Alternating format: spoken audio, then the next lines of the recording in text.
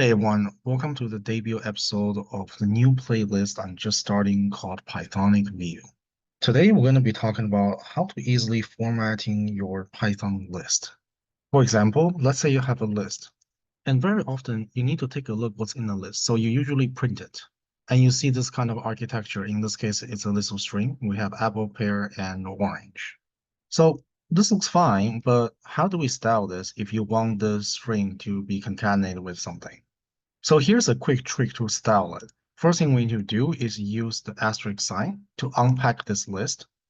So the two arguments to help you complete this code, first thing is called separator, and you can give any string that you want to separate each item in the list. And then in the end of the print statement, you can also add a new line, for example, /n, just like that. So now you can run this again. You'll be able to see dash connected with each string and completed with a dot in the end. So in this case, it gives you this nice format that you can change with one line of code. And if you want to, you can always change the separator to something else. For example, comma space.